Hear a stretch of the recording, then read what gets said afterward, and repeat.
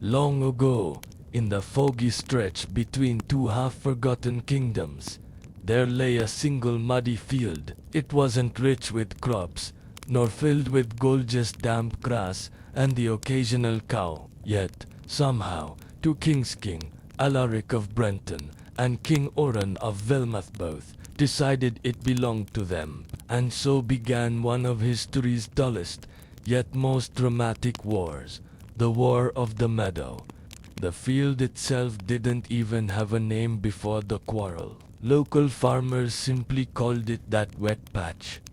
But after Alaric's men planted a flag there purely because they got lost, it became sacred ground.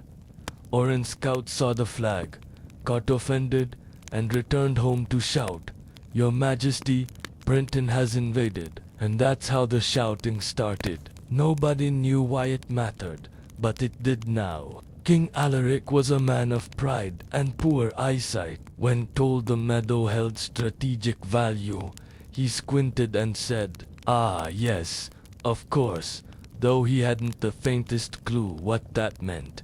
King Oran, meanwhile, feared looking weak. "If I ignore this insult," he told his council, "they'll think Velmuth bends easily." His advisors nodded, secretly wondering who they even were. Letters were sent, angry pompous letters full of fancy words like trespass, sovereignty, and divine right. Scribes wept copying them, mostly from boredom. Diplomats tried to calm things down, suggesting perhaps a shared picnic on the meadow could settle it. But neither king trusted the other not to bring extra soldiers disguised as flute players. So, naturally, war was declared. Armies marched not to glorious fanfare, but to the sound of confused drummers. The soldiers weren't eager. They'd rather be anywhere else. "What are we fighting for again?" asked one. "A field," said another, "a muddy one." They stared at each other, sighed, and kept walking. Orders were orders, even if no one quite remembered who gave them or why they mattered. The first battle was scheduled for dawn, but heavy rain delayed everything. The meadow turned to soup. Horses sank, helmets floated. One commander suggested postponing the fight until things dried up. "Never," shouted Alaric.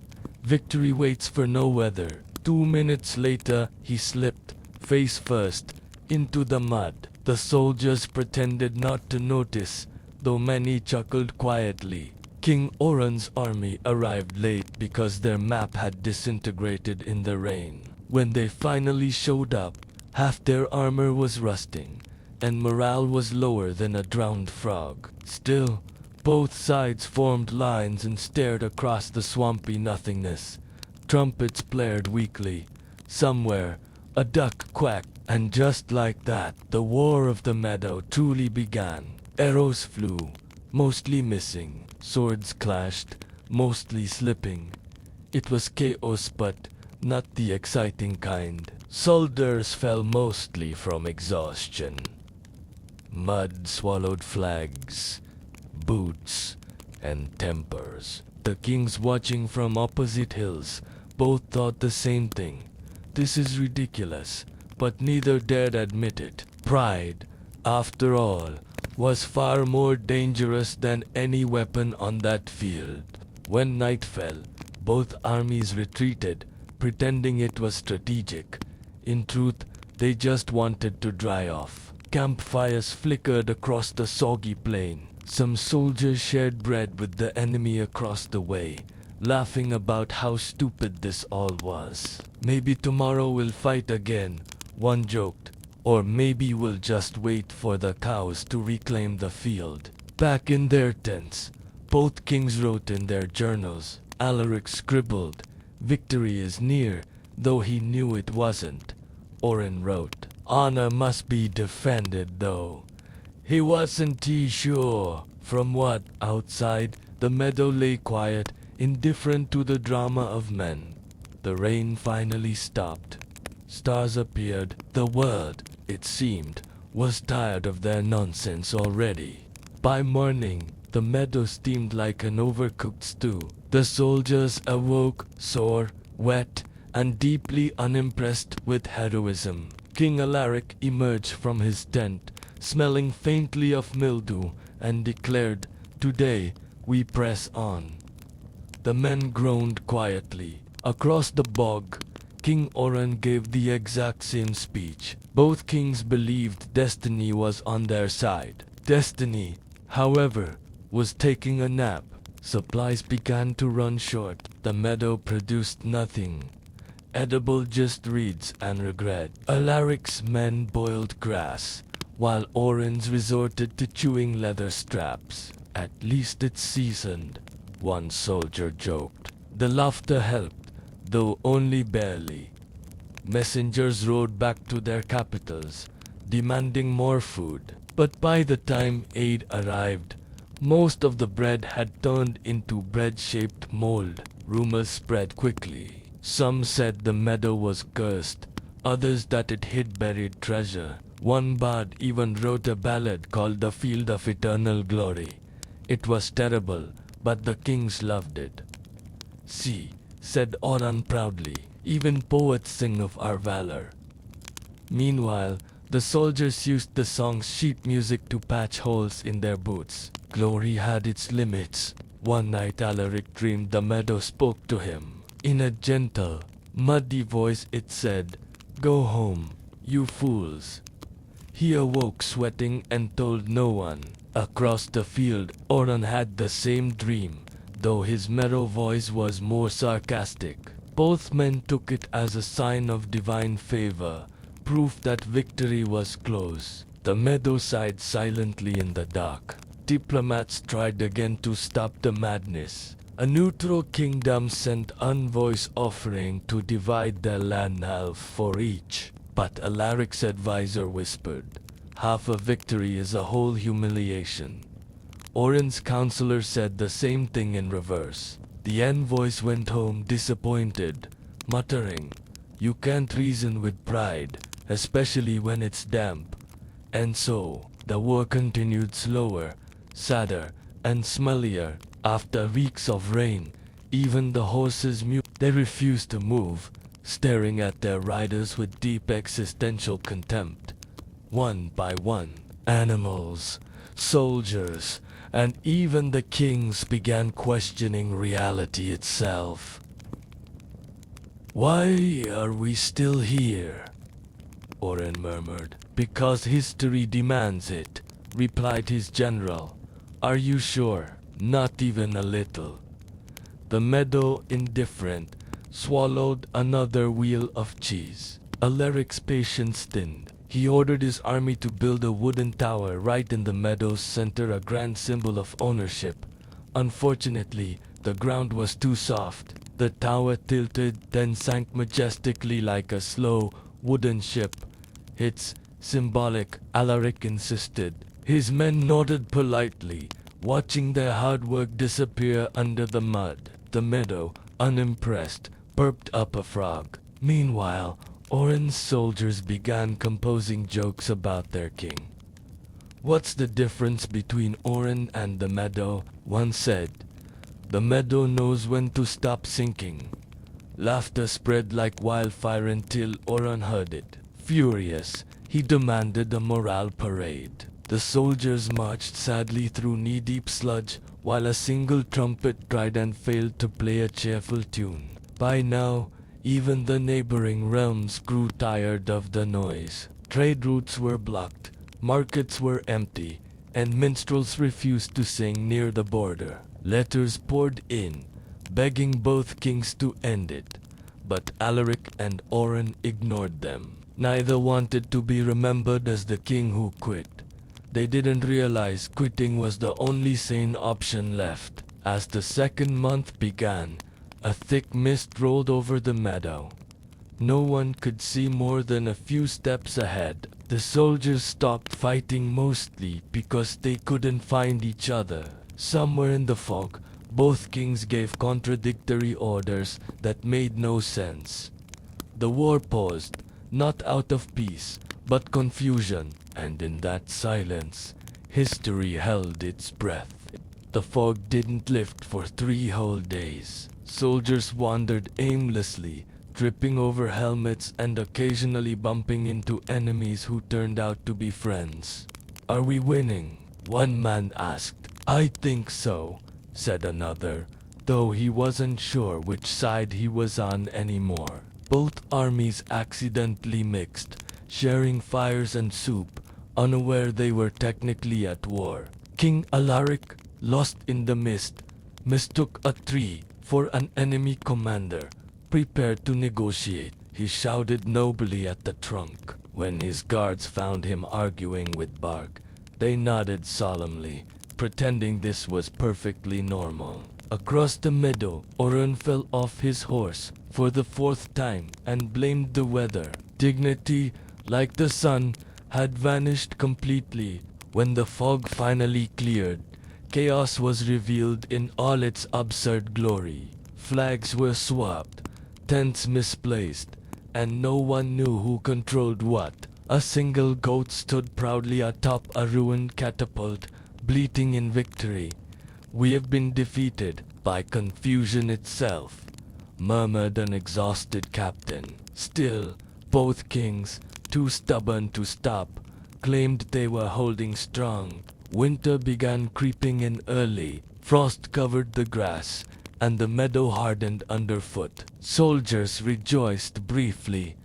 At least they weren't sinking anymore. But freezing mud proved no improvement. Alaric's men tried lighting fires, only to find their wood damp. Oren's soldiers stole blankets from each other. Warmth became more valuable than pride, though no one dared admit it aloud. Back in the capitals, life moved on without their kings. Councils ran things smoothly, too smoothly. Taxes were collected, disputes settled, and roads repaired. People began whispering, "Do we even need kings?" It was a dangerous thought, quietly spreading like dry tinder. Meanwhile, both rulers still shouted from opposite hills, convinced their people waited breathlessly for updates. They didn't. A truce was briefly considered. Both armies met awkwardly at the meadow's center, surrounded by half-frozen puddles. "Perhaps we could stop," one general suggested. The kings glared at him as if he'd insulted the sun. "Never," said Alaric, "not until honor is restored.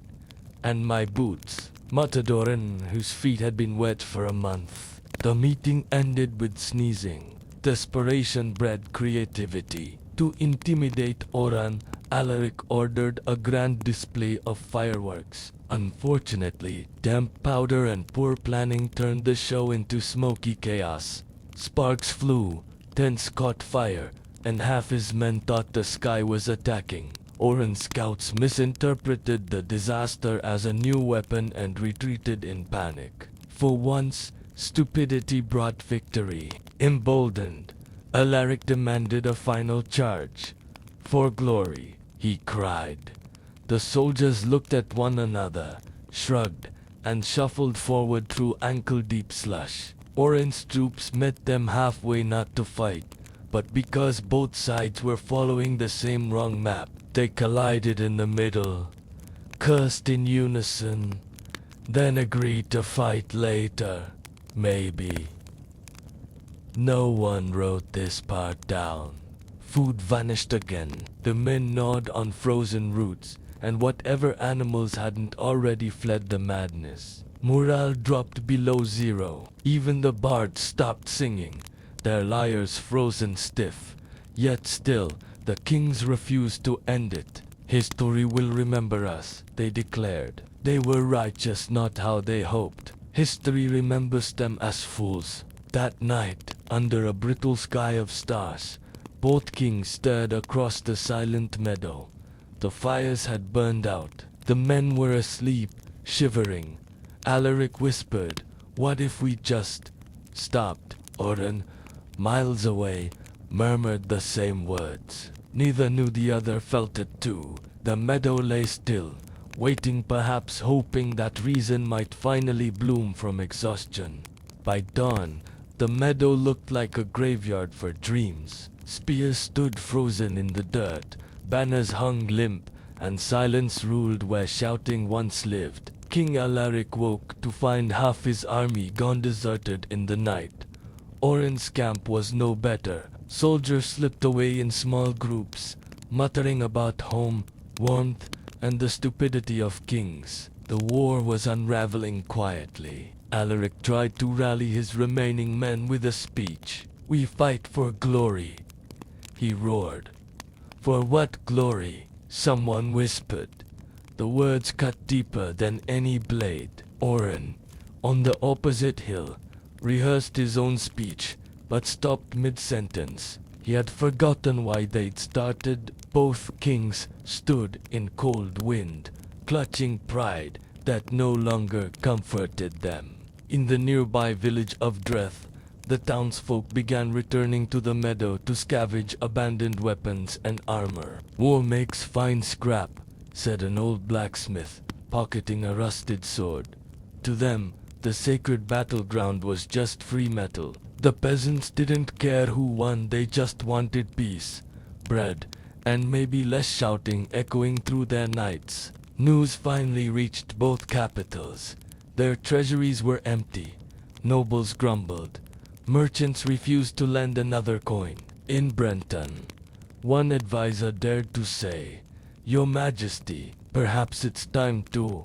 He never finished, because Alaric threw a goblet at him. Over in Velmuth, Oran sat silently in council, eyes hollow. Pride was expensive, and his kingdom was paying in hunger. One evening, a small bird landed on the post between their camps, a simple wooden pole that had somehow survived the chaos. It chirped once, then flew away. It was nothing, yet something about it made both kings pause. The meadow, still and ghostly, seemed to whisper, "Enough." The idea of surrender, once unthinkable, began creeping into their weary hearts. The next morning, Alaric sent a messenger under a white flag. He carried no threats, no demands, just a note that read, "Shall we end this nonsense?" Oran read it twice, then laughed a real laugh, the first in months. He dipped his quill, wrote "yes, please" beneath it, and sent the messenger back. For the first time, both kings agreed on something. They met in the middle of the meadow, where grass was finally growing again through the mud. No armies, no banners, just two tired men in worn coats. "So," said Alaric, rubbing his beard, "what do we tell them?" Oren smiled faintly. "That we won."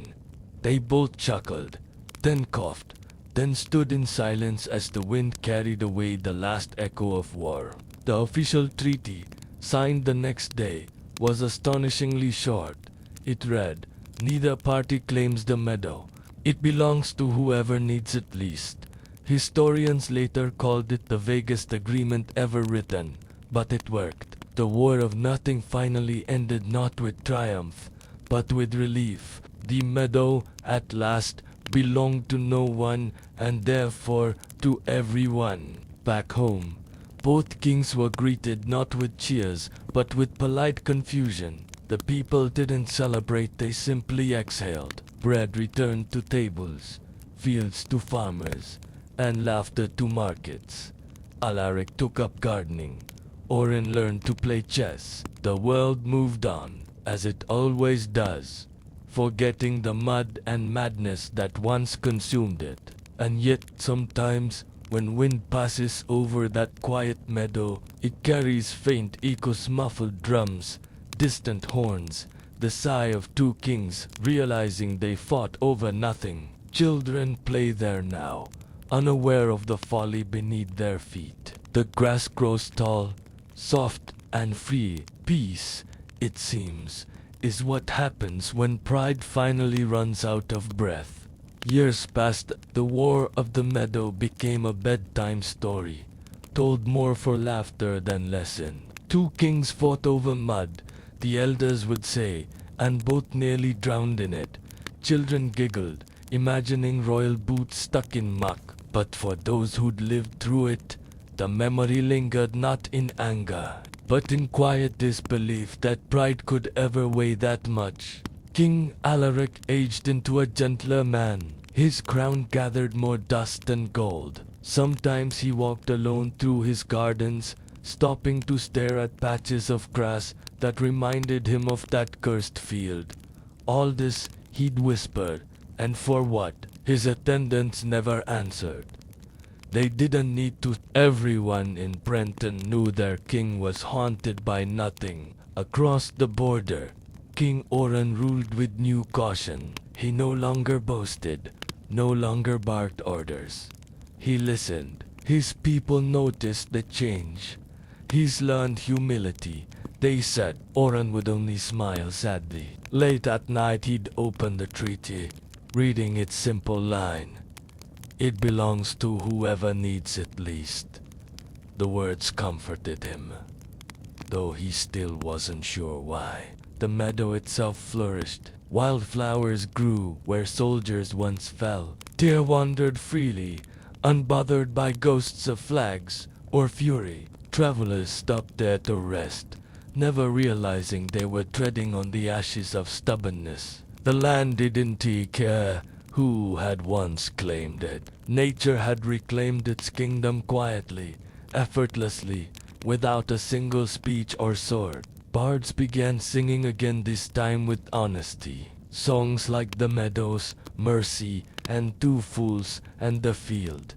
Some were humorous, others mournful. Even the kings invited musicians to play them at court. The people laughed, the kings laughed too. It was easier now, laughter easier to see how ridiculous they'd been, and how precious peace really was. One spring morning, Alaric invited Oran to visit Brenton. It was awkward at first. Two old men, once enemies, now trading compliments over tea. "Do you ever miss the battle?" Alaric asked. Oran chuckled. "Only the parts where nothing happened." They laughed together, the sound light and tired, drifting out the window like forgiveness wearing sunlight. When they returned to the meadow, it was almost unrecognizable. Children ran through tall grass, chasing butterflies where soldiers once marched. Alaric removed his boots, feeling the earth between his toes. "Soft," he said. Oran nodded. "Gentler than we ever were." For a moment, neither spoke. The wind rustled the grass, and both kings bowed not to each other, but to the land. Historians would later struggle to explain the war. Some blamed ego, others miscommunication. A few said it was fate's cruel joke, but the truest reason was simpler.